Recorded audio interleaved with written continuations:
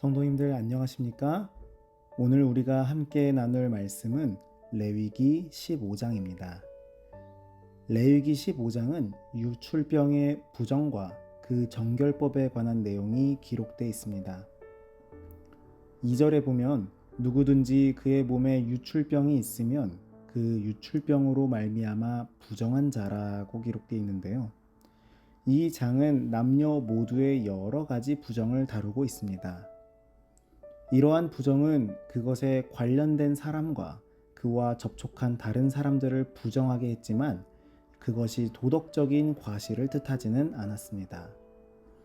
어떤 부정은 불결기에 있거나 피의 유출 중에 있는 여자 또는 설정한 남자, 이렇게 삶의 자연스러운 과정에서 발생했습니다. 우리는 여기에 언급된 부정들은 죄로 인하여 생기는 것이 아니라 정상적인 몸의 기능이나 비정상적인 상태에서 기인된다고 결론을 내릴 수 있는 것이죠. 레위기 15장에는 6가지의 부정한 경우들이 기록되어 있습니다. 첫 번째로는 비정상적인 남성의 상태, 질병으로 인한 상태죠.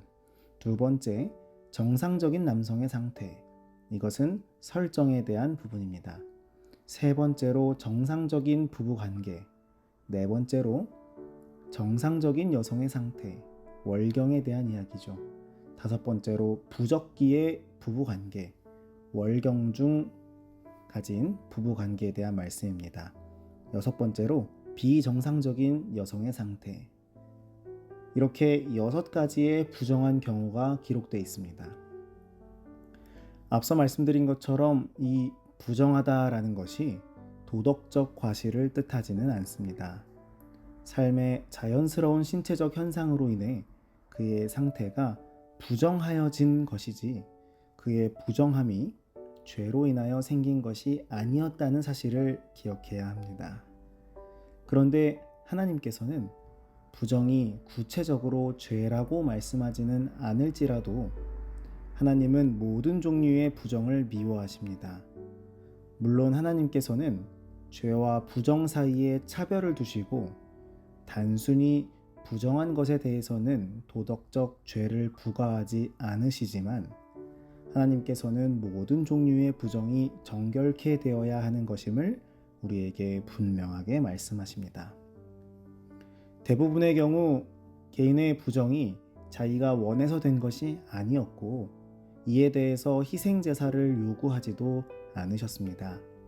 그러나 그럼에도 불구하고 누구든지 부정한 때에 함부로 성소에 나온 자는 그렇게 함으로써 성소를 부정하게 했습니다.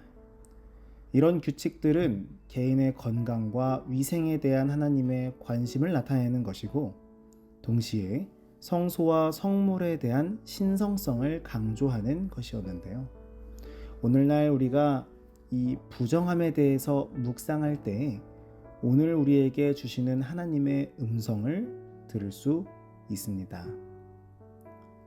오늘 다룬 유출병을 비롯한 육체적인 질병을 통해서만이 우리가 부정해지는 것은 아닙니다. 우리의 마음이, 우리의 영혼이 부정한 상태에 있지는 않은지 영적인 눈으로 스스로를 돌아보아야 합니다. 우리는 우리 주변의 형제 자매를 미워하는 마음을 가짐으로 부정해지지는 않았습니까? 시기하고 질투하며 이기적인 마음을 먹음으로 정결함과는 거리가 먼 상태이지는 않습니까? 교회와 하나님을 위한다고 말로는 말하면서 사실은 나를 더 나타내고자 하는 욕심으로 부정해지지는 않았습니까? 오늘 하나님께서는 우리에게 깨끗함을 요구하십니다. 거룩함을 요구하시고 겸손함을 요구하십니다. 우리 모두 의의 옷으로 입히시는 주님 앞에 나아가 정결함을 입는 믿음의 형제 자매 되기를 간절히 바랍니다. 그렇다면 우리가 어떻게 정결함을 얻을 수 있을까요? 마가복음 5장에서 우리는 그 해답을 얻을 수 있습니다.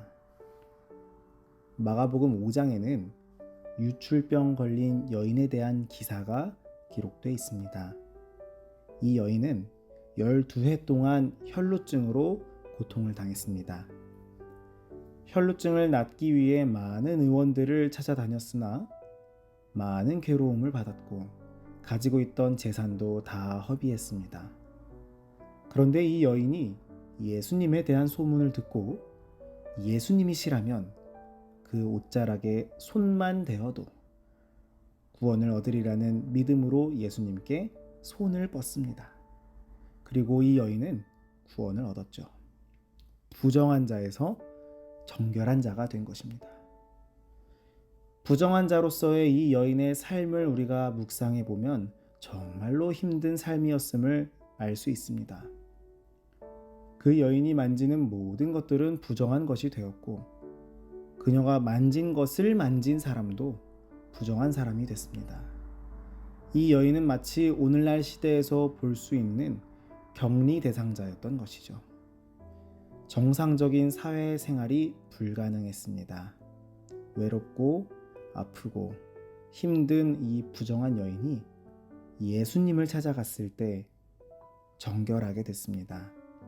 믿음으로 예수님을 향해 손을 뻗었을 때 그녀는 예수님의 능력으로 정결함을 입게 된 것입니다. 우리 모두 오늘 하루를 시작하시면서 예수님께 믿음의 손을 뻗음으로 정결함을 입게 되기를 간절히 바랍니다. 우리의 의도가 없었음에도 불구하고 부정해질 수 있습니다. 우리의 마음이 넘어짐으로 죄의 속삭임에 빠져들 수 있습니다. 그러나 하나님께서는 우리에게 거룩과 구별 그리고 깨끗함을 요구하신다는 사실을 기억해야 합니다. 12해 동안 혈루증으로 고통받던 여인이 예수님께 나아감으로 고침을 얻고 정결하게 된 것처럼 우리도 주님 앞에 나아감으로 영혼의 정결함을 입게 되는 우리 모두가 되기를 간절히 바랍니다. 오늘은 청년회장인 서윤석 청년을 위해 기도하도록 하겠습니다. 기도하시겠습니다. 우리를 너무나도 사랑하시는 하나님 아버지, 오늘 우리를 이렇게 말씀으로 주님 앞에 나아오도록 인도해 주셔서 감사합니다.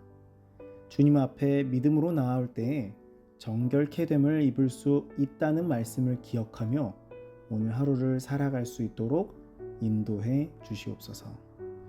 특별히 오늘은 서윤석 청년을 위해 기도합니다.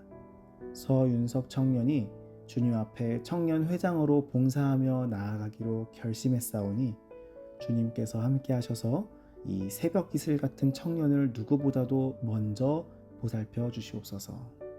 그 마음 가운데 평안함과 행복을 허락하여 주시옵고 하는 모든 일에 있어서 주님의 뜻이 이루어질 수 있도록 인도하여 주시옵소서. 특별히 교회 생활 가운데 누구보다도 행복하게 하여 주시옵고 교회에서 부담감이 아니라 주님과 만나는 그 행복감으로, 어려움이 아니라 주님을 만나는 그 기쁨으로 신앙을 이어갈 수 있도록 주님께서 함께하여 주시옵소서. 앞으로 더 크게 쓰임받는 주님의 종이 되기 위하여 준비하고 있습니다. 주께서 사랑하시는 서윤석 청년 위에 용기와 지혜를 허락하여 주시옵소서.